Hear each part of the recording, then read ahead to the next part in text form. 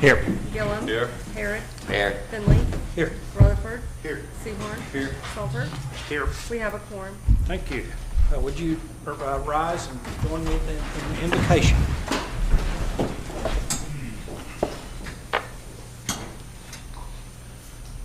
Let us pray. Almighty God, we come before you this evening with thanksgiving in our hearts for all the blessings that you have given us. We appreciate all the good gifts that we receive here by living in this community. Lord, we pray for our people that are here. We pray for those in our community that are ill and infirmed, hurting and in need, widowed and orphaned. Lord, just be with them and bless them. Cause us to help when and where we can. We're thankful for all those who serve in our government. Lord, we especially are thankful for those who serve on our city commission. We pray that you would be with them tonight, that the decisions that they make and the actions that they take would be pleasing unto you. As we go from here, be with us, guide us, direct us, protect us from harm, and we'll give you the praise and the glory. Amen. Thank you. Please join the flag salute. Position. Pledge. I pledge allegiance to the flag of the United States of America and to the republic for which it stands, one nation, under God, indivisible, with liberty and justice for all. Thank you. Be seated. Item number 1, consider approval of the consent agenda. Does anyone care to pull anything? Is there, moved by Commissioner Gillum to approve, second by Commissioner Harrod. Is there any further discussion? Call the question.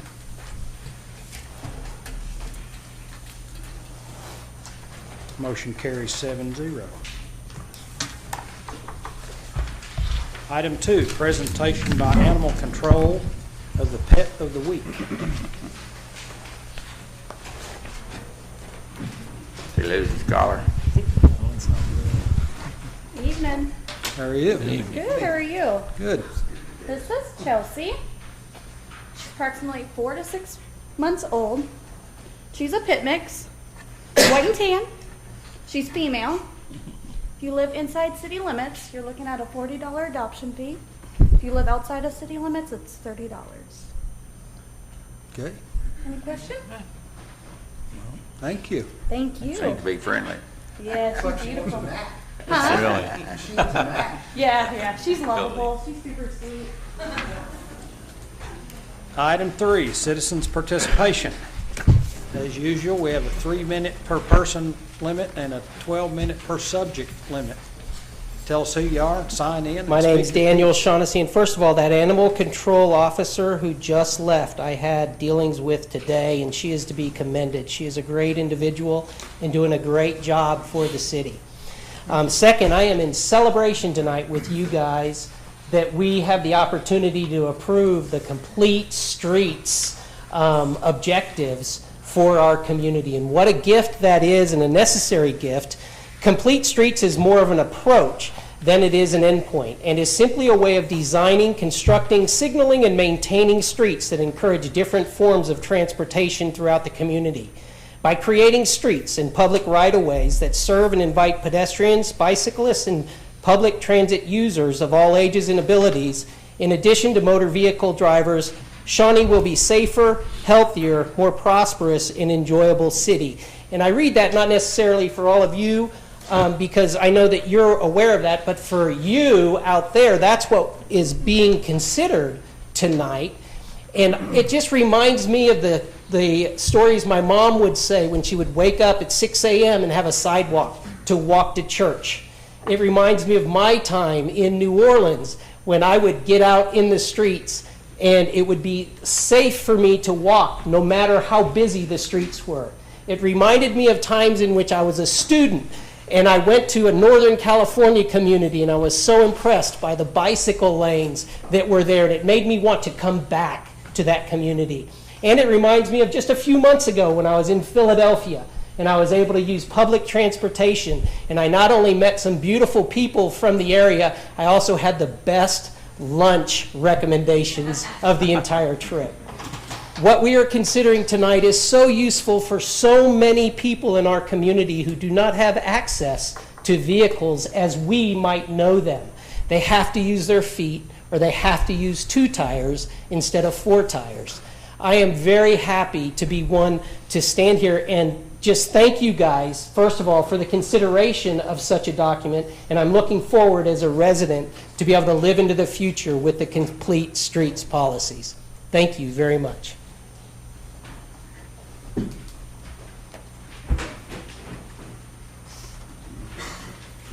Good evening, Commission. Rachel Milo. And I'm just giving a little bit of an update, a report on the Safe Streets Shawnee campaign that the Built Environment Committee volunteered to do over the last 4 weeks. So to give you just a little bit of information, for 2 weeks, volunteers, almost 15 volunteers, canvassed Broadway and Wallace to notify people that it is actually a city ordinance not to park across sidewalks. So it was an education campaign, followed by 2 weeks where the City Police Department gave us a warning tablet. And so they were able to issue warnings with no fee, of course, but they signed their names and put warnings on windshields of people parked across the sidewalks. This was a really great notification campaign. We then had the police department follow that on week 5 to look for any cars on those particular streets in particular to issue citations. They are pleased to report last week they did not issue any citations, so I think the campaign was effective. To give you just a little bit of numbers, I'm going to let Phyllis tell you kind of a narrative, but from a numbers standpoint, we issued about 25 windshield warnings in the first 2 weeks. In the second 2 weeks, that was about half, but we received over 30 emails, Facebook messages, and comments from residents inquiring about the ordinance. And then we did a Facebook Live video of just kind of an education on what it was we were doing. And that in itself, as of last Friday, had almost 4,000 views, and 41 times it had been shared outside the community. So it was a really effective campaign, and according to Chief Mason, apparently we can keep writing these citations. I was one of the volunteers. I'm Phyllis Bolt, and I was one of the volunteers that I walk up and down Broadway quite often, and so I was one of the ones that I gave out the little warning, you can't park here, and it was just, you know, to put on their windshield.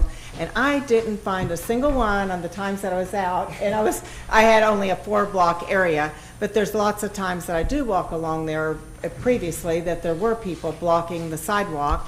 And, you know, it's not as hard for me to walk around, but people like Luke, you know, who's in the wheelchair, and a lot of other people on a bike, it'd be hard to go around. And I realize they're not supposed to be on there, but some of the little kids are, and I don't want them having to go out in the street. But anyway, I feel like this has been probably a really good deal, and I really enjoy walking along there, and I'm really glad when I don't have to slow my pace and try to find a way around cars. Thank you. Okay.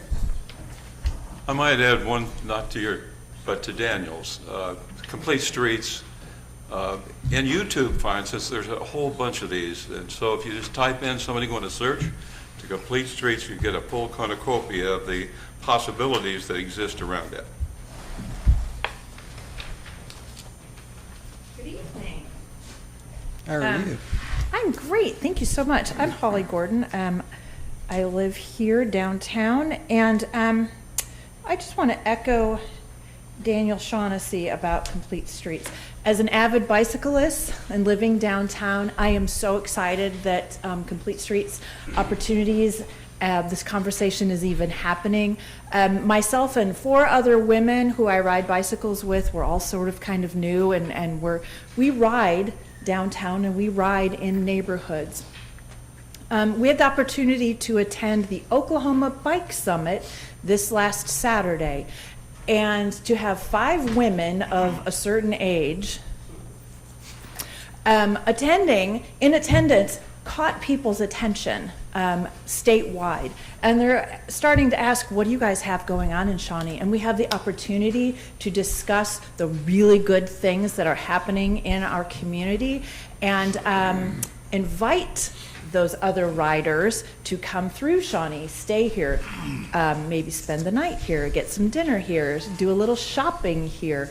And it's been really exciting. So expanding this Complete Streets entire operation, this opportunity is really exciting for me as a bicyclist. because this, just like Daniel said, you know, some people have 4 wheels, some people have 2 wheels, some people are walking. This is creating equity for all people in our community. So thank you so much for having this conversation tonight. Okay.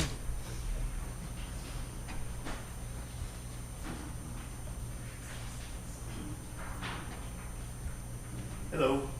How are you, Tommy? Pretty good.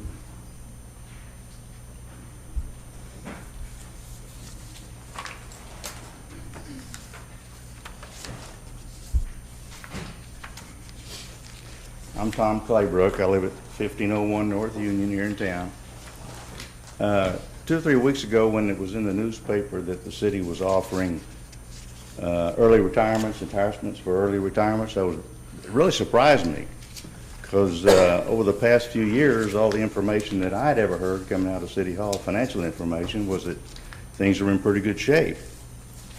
So I was really surprised that you were going through that effort to entice people to leave, because that usually means you're really trying to save money. So, as usual, it piqued my interest, and I decided to do a little research. So I looked at the current budget, and then I filed a Freedom of Information request with the Financial Department to get some more current information, and here's what I found. If my numbers are wrong, they came straight from the city's information. On July 1, the beginning of this fiscal year, the balance of the general fund was $4,391,000. As of October 29th, the general fund balance had dropped to $610,982. That's a reduction of $3,780,000, or 86%, in 4 months. Can someone explain what's happening? I don't understand how that could have happened. You're entitled to that information.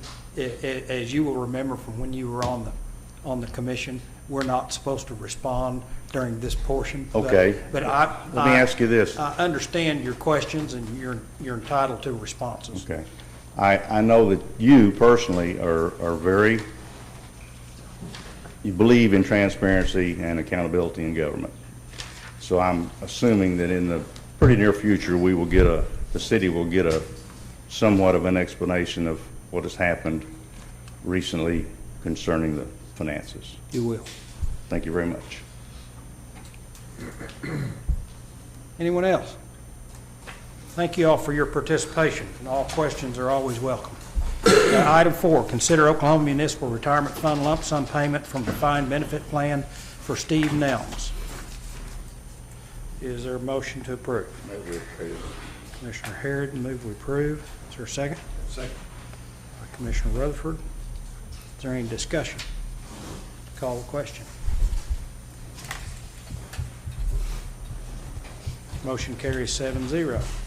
Item 5, discussion, consideration, and possible approval of a resolution of the mayor and the city commission that establishes and provides for compensation of the acting municipal judge, Nicholas C. Atwood, pursuant to Article 2, Chapter 12, Section 12-28 of the Shawnee Municipal Code.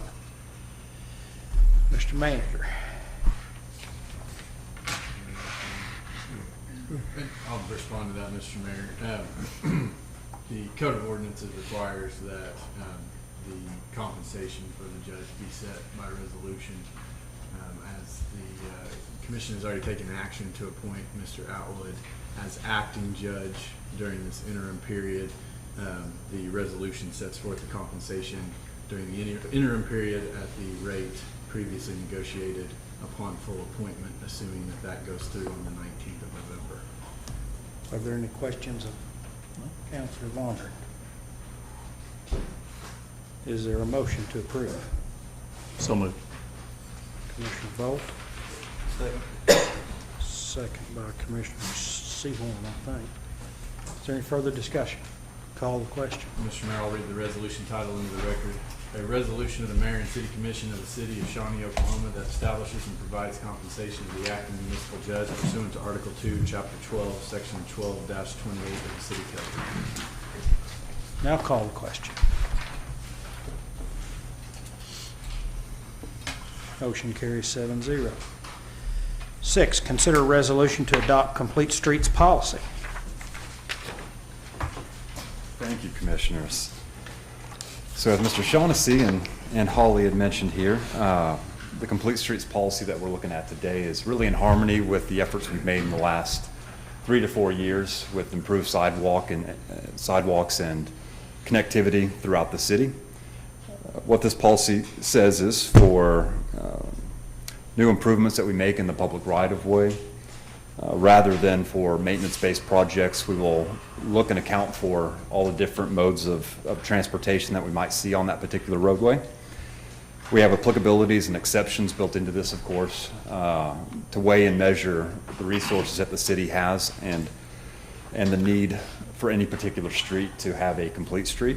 This does not mean we look at every street within our city and say it needs every one of these accommodations. It simply says that as we look at building our roadway out, we need to look and think toward the future at what needs we might have there. So some streets simply don't need any changes. Other streets could use bike lanes or better lighting, as an example. What this does for us is when we look at new projects that come in, we just account for that at the forefront and make every effort we can as a city to move in that direction in the future. Moving along in the document here, this basically gives us design standards to go by, of course, as we look at new projects, and creates context sensitivity, basically telling different areas where it might be most important to improve the facilities that we currently have. And lastly, I'll state that part of this is a commitment that we will look at performance measures and calculate those on a yearly basis to see where those needs might be met, and really just how effective this policy has been. So with that, again, this is a joint effort between Blue Zones and the city. I do recommend approval, but would be happy to answer any questions that you have. Just a concept to guide future possibilities. It is. That's where we're going, yes. But you have a paragraph in there that says you don't have to follow it. So in my opinion, you don't need a policy unless you're going to, follow it. There's paragraphs in there that say you set it aside and everything. And to me, of course, I'm not opposed to the idea of it, but I'm opposed to doing it right now because I think the commission needs to take some time to discuss it and see which way we're going. As Mr. Claybrook just pointed out, we don't have the money to do anything on streets. So, there's no hurry to get it done now. We're not going to build bicycle trails or anything else. And probably not in this fiscal year or the next one, either one. So, I'd like to see this tabled and maybe put on a planning agenda and discuss and get some feedback from the staff and thoroughly vent the whole thing instead of just all of a sudden showing up here on it's an agenda item and no consideration ahead of time or no discussion ahead of time or anything else. So I'd move we table it till we have a planning session and it be discussed thoroughly at that time. And there's a motion to table. After having seen this on many cases of it, for instance, on YouTube, I see nothing possibly that would be detrimental to going ahead and approving the concept. Other than it doesn't do any good. Ron, well, what bad does it do? Commissioner, I apologize, you made a motion. There's a motion. Sorry. Yeah. Is there a second? Second. Second by Commissioner Salter. Okay, now, go ahead with your discussion. I'm sorry, go ahead, Ron. Pardon me? Go ahead with Have your a discussion. now, I'm sorry. Oh, sorry about that. I thought I was jumping in place. Can I respond to the comment there? Yes? Sure. All I wanted to say there was, again, we built the applicability and exceptions very specifically so we had the flexibility to look at these as projects come in. So it was built that way so that we could look at it and kind of work on the focus of the city as a whole. The benefit of something like a complete streets policy, it opens up a window of federal funding that we can have for projects as well. So I think a document like this could be built upon in the future, and what we have here is a fairly basic version of that sets us on the path for complete streets, but allows us, again, the city, the flexibility, of course, to determine project by project how we proceed. And does that flexibility include like budget considerations? Certainly. Okay. I'm sorry, I'll go ahead, Ron, I'll talk after you.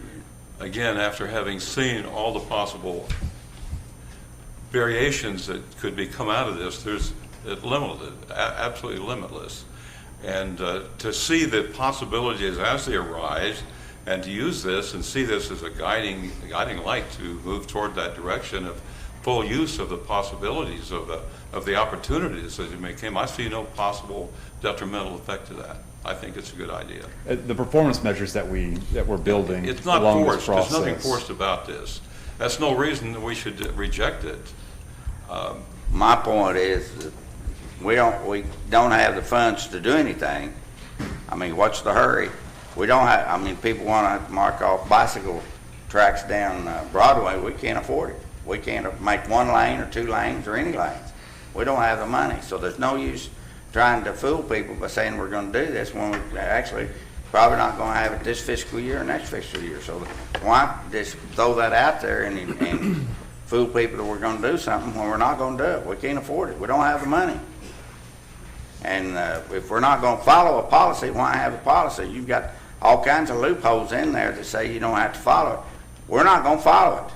I can tell you the projects that we've already got lined out for the half-cent sales tax and stuff like that, we're not going to follow it. That's already built in there, though. Again, these are I projects realize that, but why have a policy if you're not going to follow it? It's not meant to be fooling the public by any means. It's seriously. I don't think it's been thoroughly vetted among the staff either, so the people I've talked to, and so I'm not sure that your staff yourself is 100% behind this thing.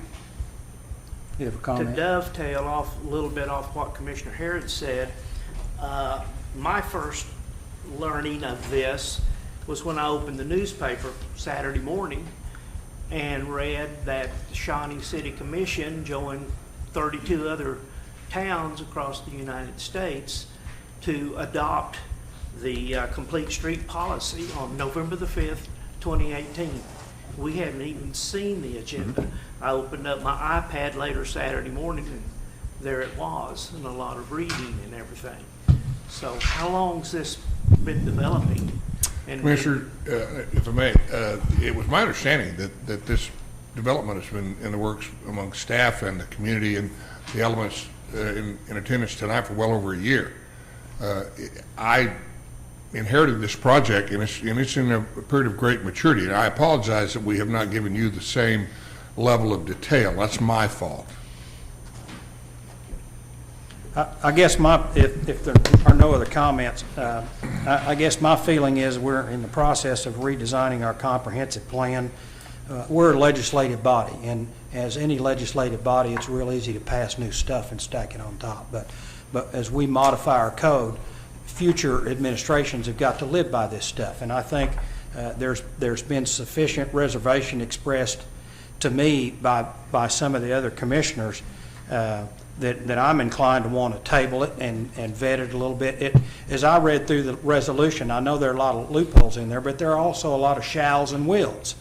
And I personally have told the Blue Zones people all along that we want to be supportive of all of their efforts, but in terms of being the policing force for whatever area they're working in, that I'm not willing to do that. I am willing to endorse their program, and I'm all in on what they do, but I think that we've gotten out a little bit in front of our skis on this one. So if there are no other comments, there's a motion and a second on the floor. And just for clarification, the motion was to table or to table to a date certain? It's tabled till we have a planning meeting. Okay, if it's tabled, it will need to appear on the next agenda, so we probably want to defer that. Then let's defer it. Well, until we hire a new city manager. Would that you won't amend be- your motion to be a deferral as opposed to, Yes. would you amend your second? Call the question. Well, I'm sorry, let me clarify. It's a motion to defer to just to a future meeting? To a but future Not meeting. a specific Right. date? Okay. The motion is to defer, I'll remind people. Call the question.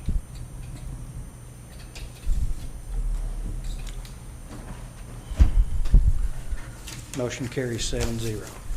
Thank you. Item 7, consider resolution to adopt a joint use facilities agreement with Shawnee Public Schools. Thank you. This is the second resolution I bring before you here today. And What we have here, this joint use facilities agreement, is really just a formalization of a handshake agreement we've had between the Shawnee Public School System and the city for a long time, basically giving each other first rights to active use areas within the community, which just opens up more opportunities for both resources to use these facilities in the future for community programs and events for that matter. So this has been discussed with the superintendent and is in front of their board tonight as well, as I understand. Staff recommends approval on this agreement as well. Are there any questions of Justin? Is this annual? I mean, we do this every... Be reviewed annually, yes, sir. So it's the same as it was last year? Okay. Is there a motion to approve? Second. Commissioner Rutherford, second by Commissioner Bolt. Thank you, Mr. Mayor. A resolution approving a joint use of facilities agreement between the City of Shawnee and Shawnee Public School District. Call the question. Motion carries 7-0.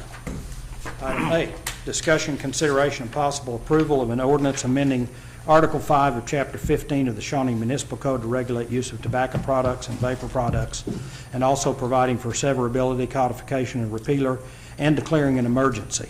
This item was deferred from the October 15th meeting. Yeah, Mr. Mayor, I'll be very brief.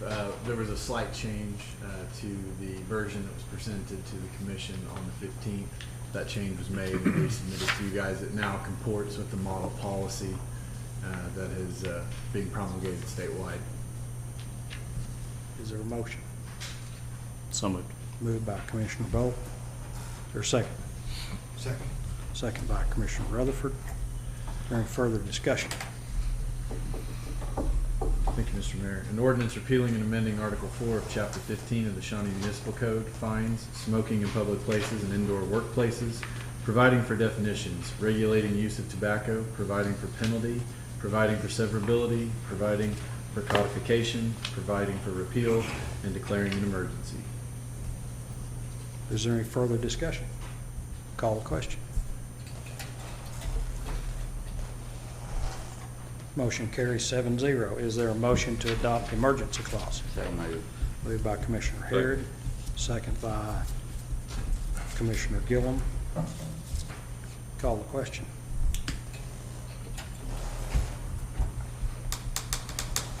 Motion carries 7-0.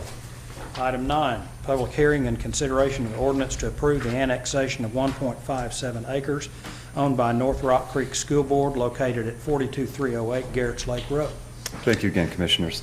This is a follow-up from our October meeting where we were discussing proceeding with the annexation of 1.5 acres of land west of the middle school. Is completely surrounded by North Rock Creek school land as is. It would be the eventual site for an administrative building. This coincides with 2 other projects that are planned for North Rock Creek, which include a sports complex and general site improvements, especially to the track that they have there. In the 2 to 3 weeks since we last met, notice has been completed as required by state and local law. So at this point, I do recommend approval with one condition, that rather than being annexed in as A1 agricultural land, we annex this in as C2 limited office commercial. I'd be happy to answer any questions that you have. Are they agreeable to that? Yes, that it's a requirement by our zoning code as well. It doesn't meet the size requirements for agriculture. Are there Is this more or less a completion of the project that they were working on with the school? This will be in addition. They're going to build an administration building on this It area. would be. So they did the middle school around 2011, the high school a couple of years back. We added the place where they put the gym in the middle school or high school. Right. And so now Same they're project build an overall. administration building, and they wanted it added in. I move we approve the annexation. Need to declare the public hearing open. Is there anyone here to speak in favor of this? Seeing none, is there anyone here to speak in opposition? Close the public hearing. Now we have a motion. Did you move? Move that we. No, I'll hold the second on that as well. Moved by Commissioner Harrod, second by Commissioner Gillum. Read the ordinance. Thank you, Mr. Mayor. An ordinance annexing certain territory and property outside the present city limits into the city limits of the city of Shawnee, Oklahoma pursuant to Title 11 of the Oklahoma statutes, describing said property, repealing all ordinances and parts of ordinances in conflict herewith, and providing for severability. Is there any further discussion? Call the question. Motion carries 7-0. Item 10, discussion and possible action to move forward with proposed financing related to capital projects.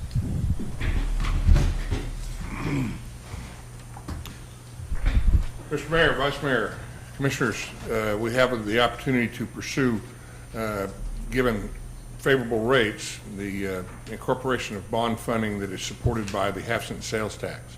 Now, there are other financial initiatives that we'll be bringing to you in the future meetings. This is the first of many.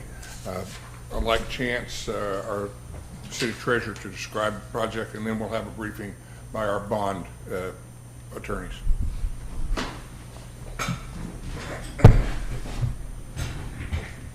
Good afternoon, Commissioners. Ryan, could you put the slide, please? On the screen and then in front of you, there's a list of capital projects. You guys passed these projects on April 2nd in connection with the vote of the people for Proposition 4 on June 26th. This was passed by the electors, and essentially it's broken down between public safety, police and fire, emergency management. We have projects for streets, and then we also have projects that are related to our parks and recreation. In order to kickstart these projects, we have a unique opportunity in 2018. Since the city hasn't borrowed any debt, we can borrow up to $10 million this year on a bank qualified basis. That essentially, per the Internal Revenue Code, gives us, we can be considered a qualified small issuer, and that we will receive favorable interest rate treatment versus borrowing on a larger scale, like if we borrowed the full 30 million or 25 million at a time. So we can borrow up to 10 million this year, and then we can possibly finance more of these projects in the future. But this is just a more advantageous way for us to do this. So essentially what staff is seeking is an motion to approve us to allow our financial advisors to direct the financial advisors to begin the bid process. They'll seek bids from national, regional, and local banks. Any questions of Chance? The chair moves to direct the city's financial advisors to begin the bid process for a bank qualified tax exempt financing up to $10 million. Second. Second by Commissioner Harrod. Is there any further discussion? Call the question.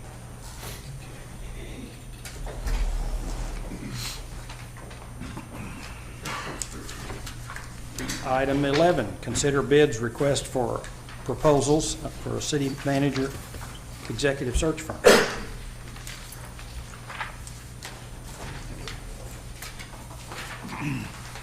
Joel?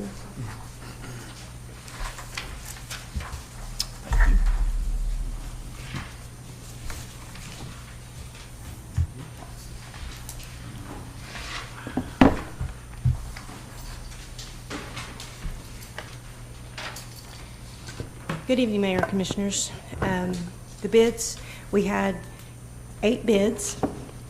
The executive suite from Hyannis, Massachusetts bid $18,463. The Austin Peters Group, Inc. from Fort Collins, Colorado, $19,400.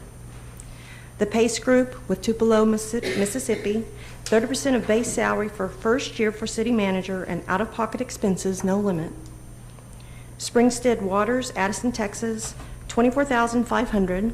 They had an alternate bid for a web survey for $1,650 and additional expenses of $220 per hour. Strategic Government Resources out of Keller, Texas for $26,500. Affion Public from Camp Hill, Pennsylvania for $28,000. Did I miss Strategic Government Resource Keller? $26,500. Affion for $28,000. OMMS with Edmond, Oklahoma, $14,450. And the LMC Group from Manchester, New Hampshire, $15,000. If they come on site, it would be a total of $17,000. Are there questions of Tammy? weren't they required to send enough copies so that each Yes. commissioner can have a copy? I have them here, and I'll distribute them at the end of the meeting if you'd like. So how long, Mayor, do you think we need to study these? I think we should be prepared to make a decision by the next commission meeting. Oh, I do too, yeah. Okay. I was going to recommend just a future date. That way, if you weren't ready, If you would like to do that, we can call a special meeting if there's a future date. right, or Short the... or longer. Right. So I Is there a recommend to motion? defer to a future date for the committee and the commissioners to We review them. anticipated your subcommittee, Mr. Mayor, would be the first to analyze these and then make that proposal to the council writ large. Is there a motion to defer to a future date? So moved. Second by Commissioner Gillum, second by Commissioner Bolt. Is there any further discussion? Well, you're gonna give us those tonight before? I'll give you them tonight after the meeting. Okay, thank you. Thank you, Tammy. Thank you. Call the question.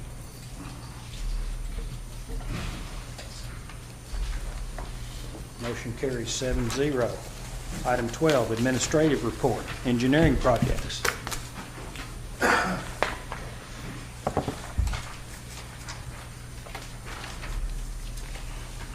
Good evening, Commissioners. Before you, I laid out a couple of pages. Do you have an overhead that we can place on? I do. There we go. All right. It's hard to see on the projector, so I placed it before you. The first item is a list of street capital improvements that we have. We wanted to get it before y'all so that you can have these in the back of your mind as to the projects that are out there. And some rough estimated cost. Keeping in mind those costs can fluctuate, once we get into design and such, but they're estimates. And the order of these can be adjusted as y'all see fit. Some of the priorities you may want to move up or move down. As we have it now, we have the Kickapoo project highest on the list as we're in the process of working on that now. And then it goes into some of the more important items, such as 45th Street that was listed on the half-cent sales tax. Some of the items you may not have seen before you is items such as item 6, the Main Street bridge replacement. That's come up on one of our reports. Many people don't even know that there's a bridge on Main Street, but it's just east of the railroad tracks. And it's come under a critical condition type of scenario. So at this point, they can't tell us, how long it has, but we want it on y'all's radar to be aware of such projects as that. Yes. Yeah, right before you get to Tucker. It actually is under the corner of Tucker as well. It's kind of an interesting bridge, but it's pretty old, and if you were to go underneath it, you'd see why it's on a critical list. But then again, they don't know if it's going to last 1 year, 10 years. We're just watching it at this time.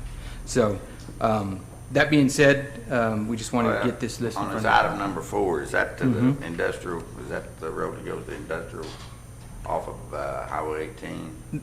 That Garrett's Lake Road goes to the North Rock Creek School in front of there, and 1.25 miles gets us through our city limits to the North Side treatment plant. It's why it's listed as that. We just think that with the increase of traffic, once the high school gets out of there, it's already busy with the elementary, the middle school. That road's going to need some attention in the future, so we wanted to get it on y'all's radar. So, the second item on the next 2 pages that I have for y'all, y'all had previously approved a firm called IMS to do a street evaluation, and so they drove and tested, scanned all of our city streets. They found that we have 225 centerline miles of roadway within Shawnee of asphalt and concrete, and so that doesn't count any of the dirt roads that we maintain. So these are preliminary results. We haven't got the final yet, but I wanted to get it before y'all so you can be thinking about it. What they have found is that only 5% of our streets currently fall between very poor and poor. So they find that that is very good on a national average, that we're in pretty good condition to have 95% of our roads okay. So this chart just breaks it down with what's called a PCI rating. It's a pavement condition index. So they've taken all of their testing and compiled it to an index score and ranked it. So we know what streets rank at what levels. So in the future, we can tackle those poor and very poor streets as the budget allows and know where to focus our efforts. With that being said, the third slide there, which is a little busy, but I wanted to throw that in there so that what this really shows is to maintain the current level of streets that we have now, which is in good shape. It would take an estimated $3 million annually of just maintenance funds to do overlay projects and concrete replacement.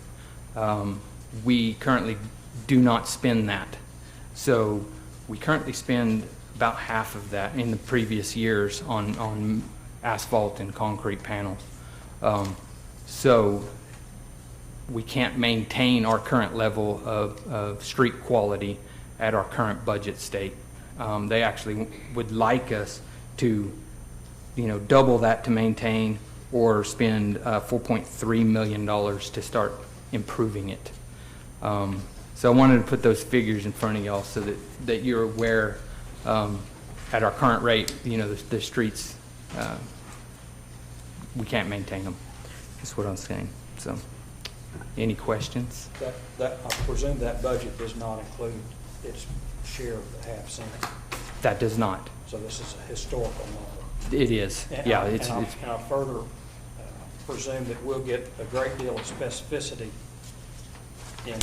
There's a lot more data behind exactly that. Which streets are deficient and which ones are not when we get the final report. Yes, sir. These are just preliminary results. I pulled just some of the overall data out of it and put that together for y'all. But yeah, we have it broke down from block to block, every rating for every street in the city. So when can we expect a full report on that? I don't have that date for you yet. Are they still doing some work? They are. The field work is complete. The field work is complete. They're analyzing it all and working out all the bugs with the system before. But as an average and overall number, I felt comfortable presenting this to y'all under the preliminary data. Okay. Any other questions of Michael? Mr. Mayor, Commissioners, the reason I asked engineering to place this on the agenda was, as you well know, your budget season is rapidly approaching, and there are a number of items that you'll have to juggle financially. We intend to make an informational presentation like this at each subsequent city council meeting. Great, thank you. Thank you, Michael. Is there any new business? Seeing none, commissioners' comments. Well, just a couple tonight. One, congratulations, Commissioner Rutherford. I'm not going to steal his thunder, so he'll probably explain more about that.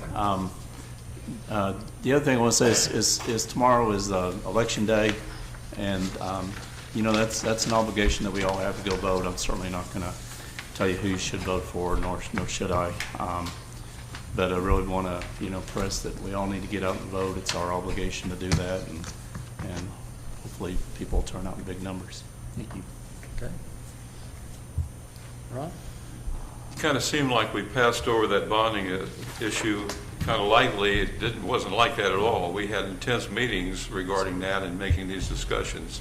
So it wasn't as simple as it looked when we made the vote. Just thought I'd let you know that. Yeah, good point. I would like to maybe to explain a little bit on the complete street policy.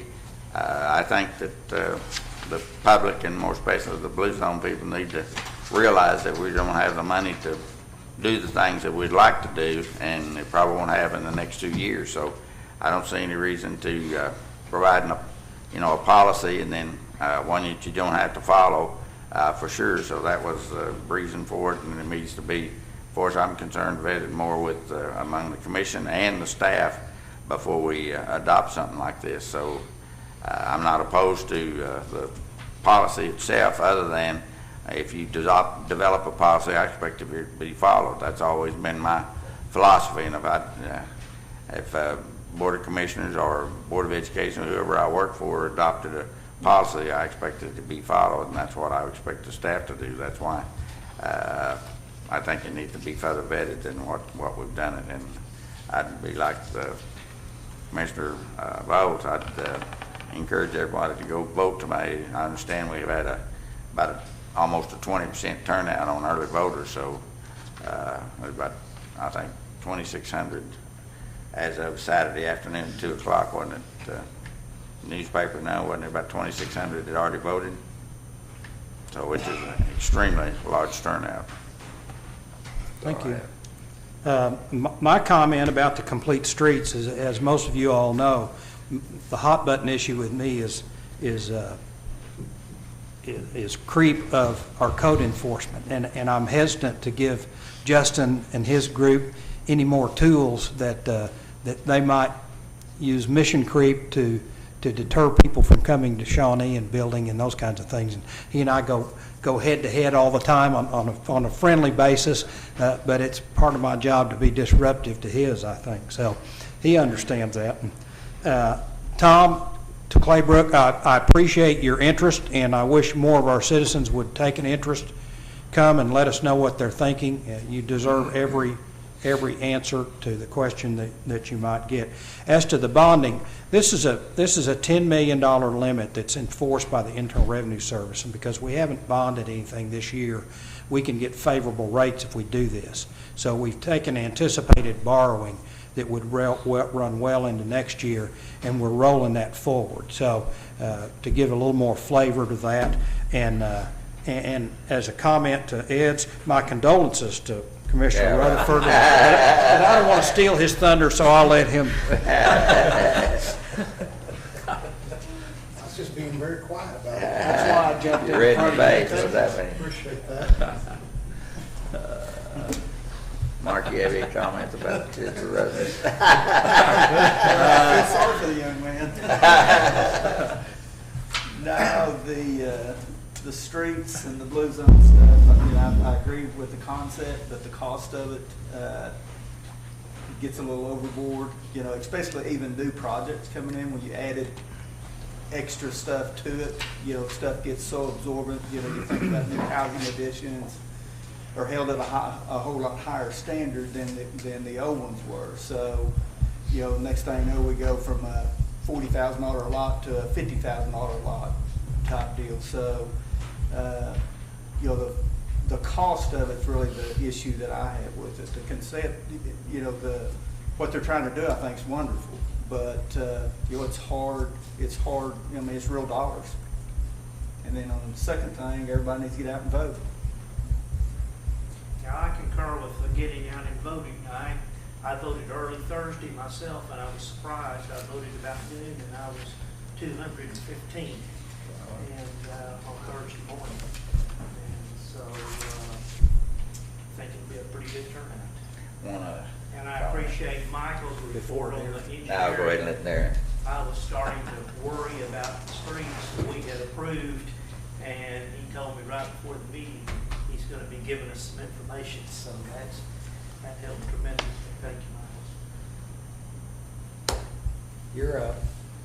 Y'all just been trying to put me on the spot, aren't you? Yep. Oh, no. Well, I did get married Saturday, so this is my first as a married commissioner. Good for And you. I'm excited about it. We had a good time. About being married or about being the commissioner? I'm excited about the married part.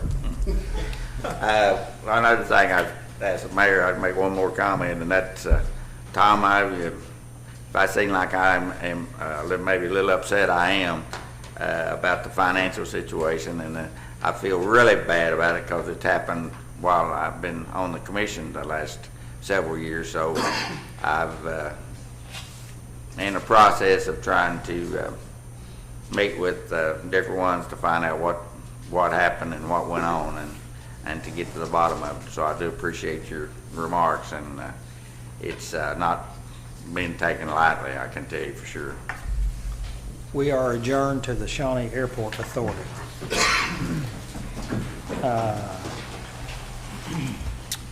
Would consider a motion to approve the consent agenda. So moved.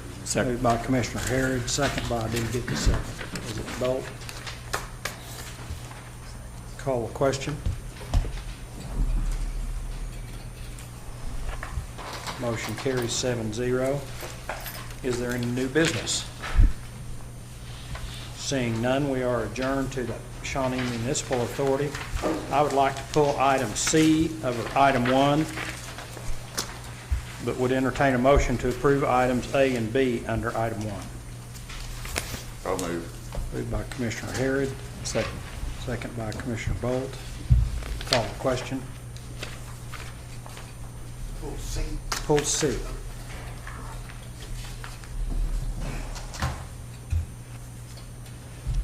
Motion carries 7-0. Item C, I understand that the staff has requested that they be allowed to study that before we proceed with that information. So do we need a motion to defer to a future date? We'll bring it back to you, Mr. Mayor. Okay. Item 2, presentation by C.H. Guernsey and Company regarding master plan professional services. Mr. Mayor, Commissioners, I'd like to introduce our longtime ally here, Larry Roach from Guernsey. One of the core service issues of any community is the ability to deliver water and then to take it away from your house. And I think all of us want to brush our teeth in the morning, and we want things to leave our house that we don't want kept there. Your critical decision coming before you in this municipal authority budget is going to be the Southside water treatment plant, and as well as the north and the drinking water treatment facility. And we've had the opportunity to discuss this at length with Guernsey. We've also compared it to our financial opportunities for addressing the challenge that is before us. Both of those items in detail will be brought back to you hopefully by year's end for at least initial decisions. Larry?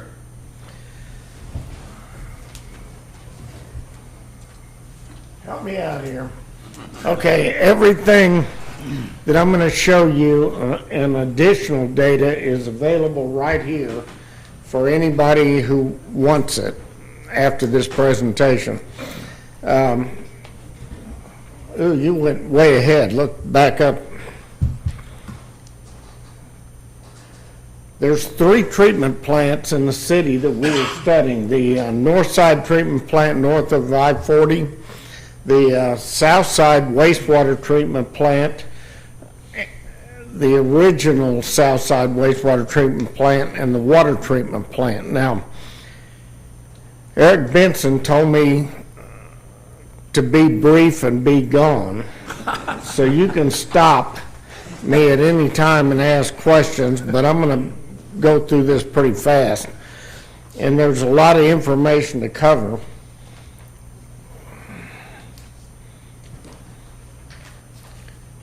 Well, that's not good.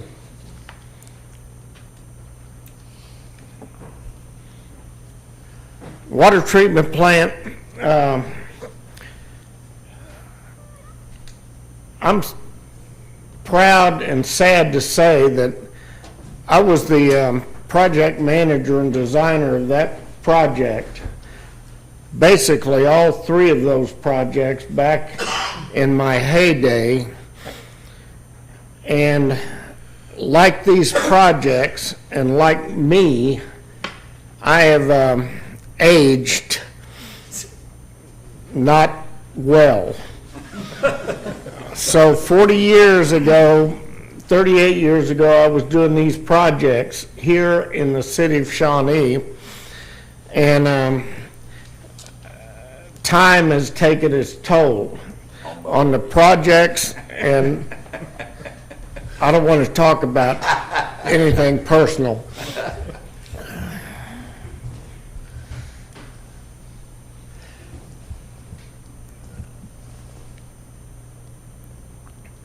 And this is we need to do You stand here and when I say change the picture, you change the picture. This here on the side, and just pull it down and it goes to the next one. Well, It's down up with. no, it's still not working. Come back here. Hey, you, no. Even after he's not back there.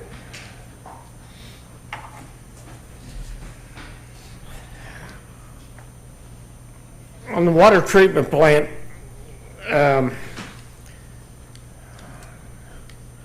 man, this is,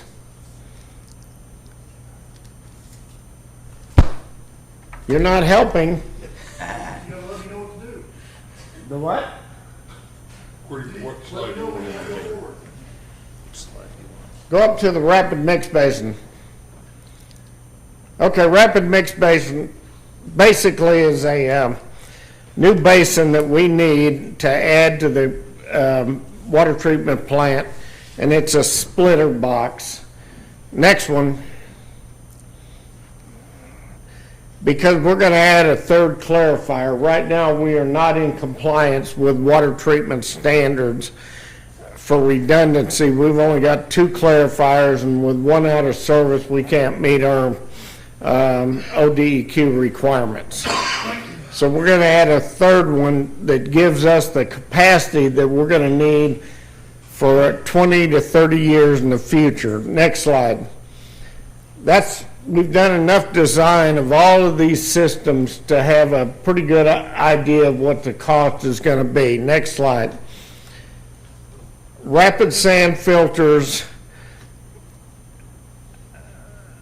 A report was done for the city that came up with an idea of how to increase capacity without adding additional filters. We have vetted that and think it could be a possibility. ODEQ said you got to do a full-scale pilot plant study. We said, no, that's $1.5 million deal. What if we do anecdotal evidence? And to this point, they've said that's acceptable, and we found the evidence from California that says we can do that. Next one. And that's all the stuff that goes on in the filter. Basically, it's sand, anthracite, and coal, but hopefully we can save $1.5 million and do this kind of study. The teaching point is we're trying to find any way we can to keep under the budget and keep cost as low as possible. Next one. Originally, in our scope, we were supposed to rehabilitate or remove and replace all of the filter gallery piping in the existing filter building. We did an analysis and think we don't need to. That would be, we can save money by just selectively coming up with areas where we can replace the piping. This is a 3D model of the filter gallery that we used to come up with a bunch of information. It's an amazing technology that we're using on your plant. Next slide. This is a quick shot of how we have reduced replacing everything to just replacing some selected parts of the plant. Next one. The filter building is hot in the summer and cold in the winter. So on average, it's about right. But that's not fun for the operators that have to work in those extreme environments. So we are going to condition and make architectural upgrades to the existing filter building. Next slide. Originally in our scope, we were supposed to put in a new backwash storage tank. That's a big elevated storage tank that provides water to basically clean up the filters.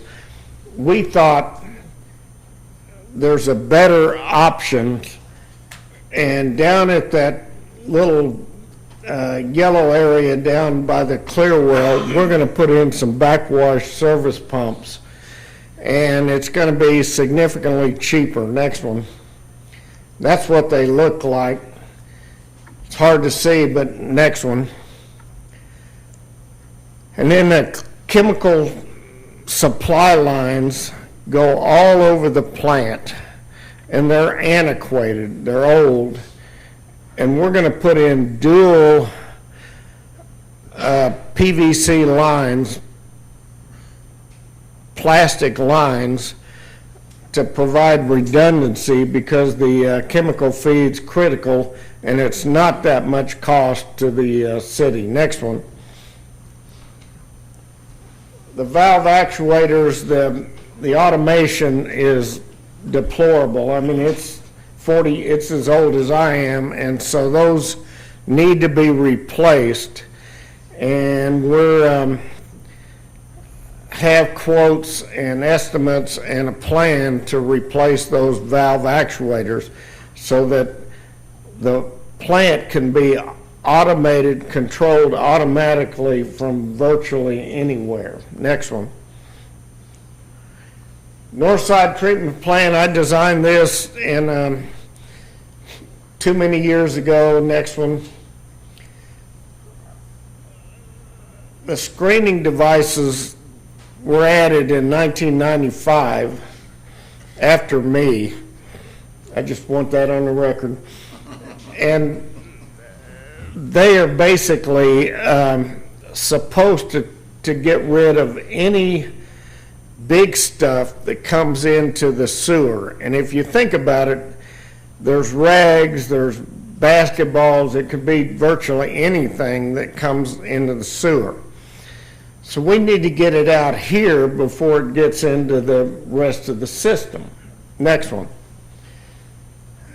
We took the staff on multiple tours and looked at different technologies and have come up with a solution that we think is going to work famously. That's a middle solution, not the low end, not the high end, but it is a good economical solution. Next one. The grit chambers, after all the rags and the junk is taken out, there's still a lot of sand, grit, and materials that, if it allowed to go downstream, is a significant problem to the treatment efficiency of the process. Right now, this grit chamber does not work. Next one. We propose a tray stack system, which we have reviewed on multiple occasions, and it should be a significant improvement and improve the efficiency of the Northside plant. Yes, sir. If that grit chamber's not working, it looks like that's going to destroy your equipment downstream. Exactly. Pumps. Right. Now, if you're going to get ahead of me, do you want to give the rest of the presentation? But that's what I'm saying. If that's not working, it's destroying the equipment downstream. You're exactly right. Next one. Wet weather flow equalization. I'd like to give you an amen and a oh no, because this plant was originally designed as an industrial wastewater treatment plant back in my day, because no domestic improvements were anticipated 35 years ago north of I-35. And then you guys became so successful with your economic development. You have schools, domestic casinos, hotel. I mean, you've got a bunch. So this was designed originally to be 80% industrial, 20% residential. Now, today, it's reversed. It's 20% industrial and 80% residential. So, residential construction needs more equalization because the flow differences during the day are more dramatic than most industries. Next one. So we're going to put in a 5 million gallon excess flow holding basin. We've got two options here. And basically that equalization basin is going to do two things. It's going to keep us in compliance. And number two, it's going to extend the life of the plant before we need to do any other major renovation. Next one. Well, will that tank there fill up when it settles out, the grit and so forth settles out of it? Have to be. No, it's going to basically it's going to be aerated and basically take rainwater. And when the storm event goes away, there's going to be fire hoses that spray it down and send it back to the headworks, to the screw pumps, and then it goes through treatment. So, next one. That's the aeration system. If you look at it, the bugs eat the waste. So the aeration allows oxygen transfer so the bugs are more efficient. And this is to your point. If you look at it, those round portions is good. All the other places is bad. You need to have consistent oxygen transfer so you don't have any of those round areas. And most of that's because the grit covers up the diffusers, the aeration system, and makes a big mess down on the bottom of the clarifiers. We need to fix that. Next one. This is a system we went and looked at in Austin, Texas. It's ceramic diffusers, and we're proposing to put that into the bottom of the clarifiers, refit both of them. Number one, get rid of the grit. Number two, add better diffusers into the system. Now, none of this is high end. This is acceptable technology. It's not like Cadillac stuff. It's good engineering solutions. Next one. Clarifiers these were put in after my time in 1995, and they're whatever years old, and they need to be, originally our scope said get rid of them and put in new ones. We had experts go in and they said, no, we can sandblast them and do some mechanical upgrades on the motors and whatever, and we don't need to replace them. So that's going to be somewhat of a savings. Next one. Return activated sludge, we found a way to enhance that. I don't want to go into detail about it. Next one. We've got the plant outfall line is inadequate, 24-inch. We're going to put in a parallel 36-inch, 1 mile pipeline to the outfall, which will take care of us to the year to 2060. And it's necessary because when the river floods, the outfall's not adequate. Next one. That's a shot of the line. Next one. This is actually the control panel I did 40 years ago. I mean, people now operate plants from an iPad, and that needs to be upgraded. It's not a big ticket item, but it's just common sense that you need to be upgrading this SCADA system, which is basically the operating system to today's standards. Next one. Now this is in my opinion, a big deal. Southside treatment plant. This was the original treatment plant, 1944 vintage. Next one. The bugs eat the waste. At this plant, they squirt water on rocks that have bugs living on them and hope that they treat the waste before it gets down to the bottom. Now that's actually worked pretty good in 1944, but today, not so much. Next one. This pump station is 3 stories below ground. When you go down there, it's a dungeon, and your operators have to go down there and clean out rags and stuff out of those pumps. And it's pretty much deplorable. Your operators are doing a really good job of keeping this thing within compliance, which it is. Next one.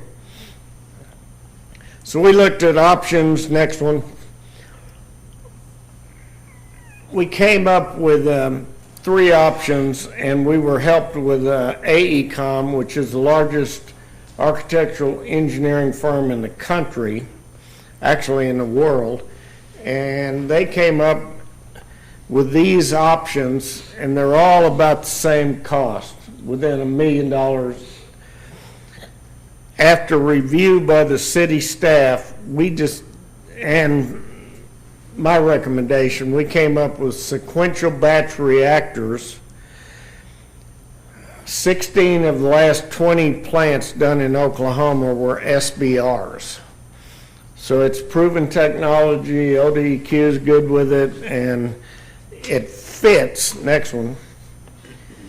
In that little yellow area, which is what we own, and so we don't have to go outside, we don't have to demolish anything, and we don't have to get any more land. But I want to caveat, we have not done the geotechnical on it yet, and this whole plant was built on a landfill. And so when we get into the foundations, that could make a difference cost-wise. Next slide. Now, as we were going through the technical, how are we going to treat this stuff, we found that you have, like at Southside plant, 12 operators. All the other plants we visited had 3. Our 3 plants have 3 shifts. All the other plants had 1 because they had the iPod SCADA, and if there was an alarm, they'd call somebody and they'd go out and they'd fix it. So that's the world today.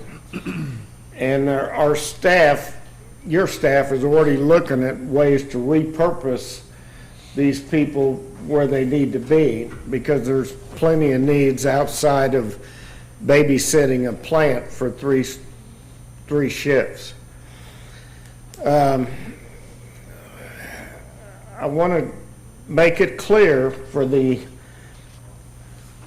there's a service life on these plants. So the Northside plant is 20 years from its end of its service life.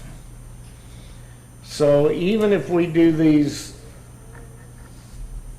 these improvements, we're gonna have to do something else in 20 years.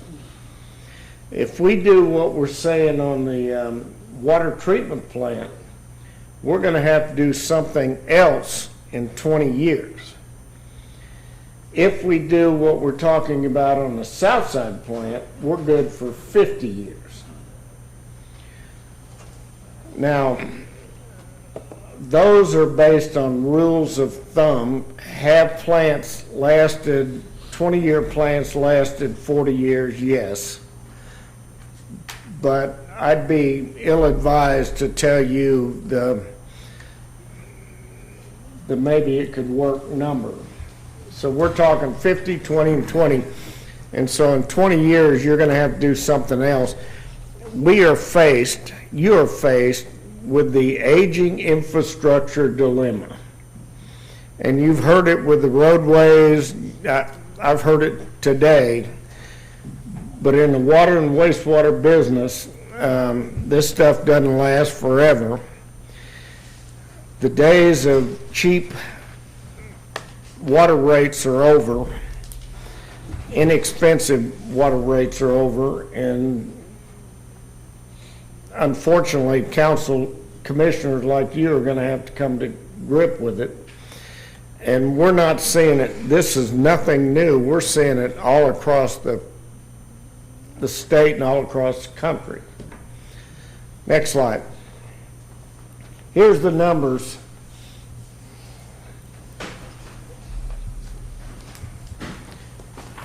Basically, we're looking at, if we do the minimum, we're looking at 38 million.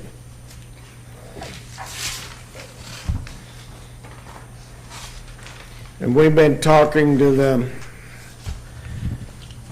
we met with the bond council, and that's basically the budget for everything I mentioned.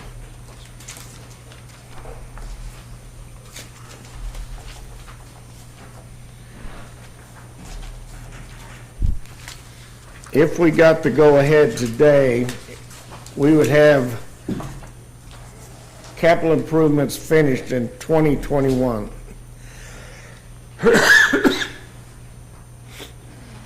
Would there be a point that the substrate, the soil wouldn't be to the condition that it'd be better to move to some of the addition to move to another site or move to another area?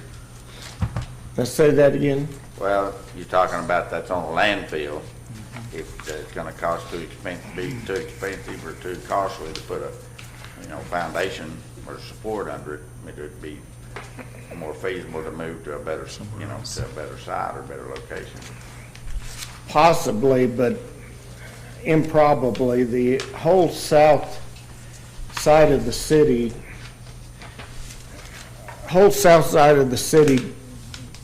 drains into the Southside plant. The Southside plant, we project that there's no growth in the south side. So we're designing that plant for 3.5 MGD, but basically, if we fix it, it's going to be good forever. And after we get the geotechnical information, we could be better available to answer that, but probably not. Okay. All the growth, wastewater growth, is going to go north.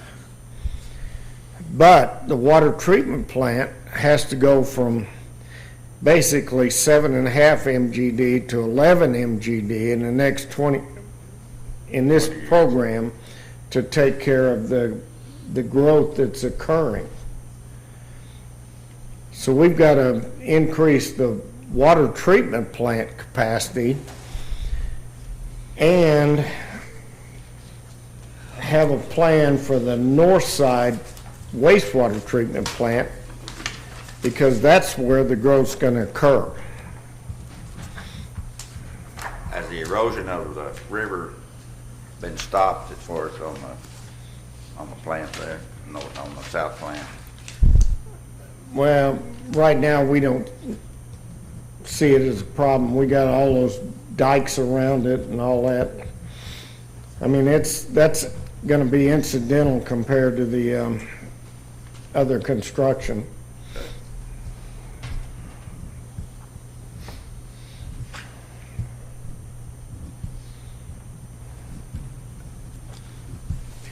So in this report, where's the budget figures? The back? The very front, first three. Aye. In the front, first 3 pages. But each one has a facing page. Oh, okay. The numbers, in brief, for the water treatment plant are just short of $7 million. The north side treatment plant is about 13.5, and the south side, depending on the process that you choose, 18, 19, or 20 million, give or take, in 3 different scenarios. Larry's told you which one they're going to recommend. Any questions? No. I presume that you'll come back after we've had a chance to study this a little bit, and I know this is a preliminary presentation, so. I'm here anytime you want me here. So, Okay. workshop, whatever. But I understand you to have said that time is of the essence. Well, actually,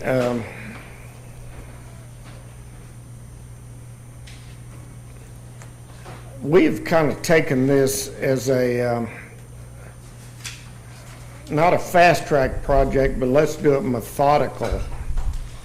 So the treatment plants are working and they're meeting MCLs, mean contaminant levels, and all that stuff. So we don't see a bum's rush deal. But,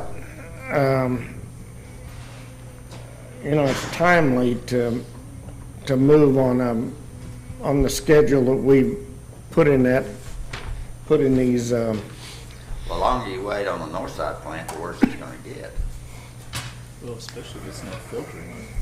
The north side plant needs the flow equalization, the grid, all that. Your operators have done a really good job of workarounds, but that only goes so far.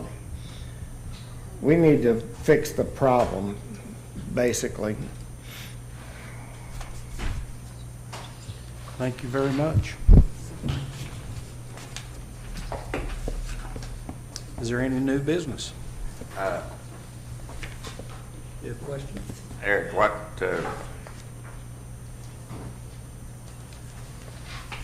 are we gonna have to increase water and sewer rates to help cover this cost, or what? You're a great straight man, Commissioner. I was going to address that in my city manager's report. If you'll indulge me, I'll do it now.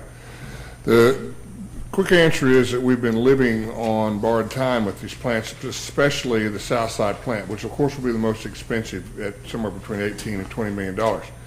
That core service capability has required a tremendous amount of ingenious workarounds, as Larry described. I am very worried that those workarounds are not going to sustain us. In the next 2 commission meetings, we're going to bring you a plan for financing and the other elements that we didn't discuss tonight, like where we stand as far as ODEQ for certification, a variety of other engineering requirements. But yes, I intend to bring you a rate increase for water and sewer as well as trash collection.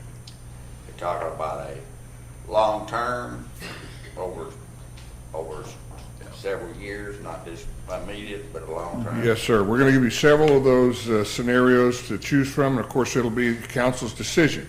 But the options range from a large increase to less or more moderate increases over a period of time, which gives us the opportunity to keep pace with the construction and bonding costs. Now, separately, we've examined our bonding capability for these projects. That too will be a presentation you'll receive. I'm very favorably impressed with the ability of the city of Shawnee to pursue those bonding capabilities. But in order to enable you to continue business as usual across the other spectrum, we need to enhance the payroll, if you will, of this system, and increased rates will be a part of that. And I will not ask one of your staffers, I'll be the guy that takes the bullet on that one. So if there are any criticisms from the community, they'll be directed at me.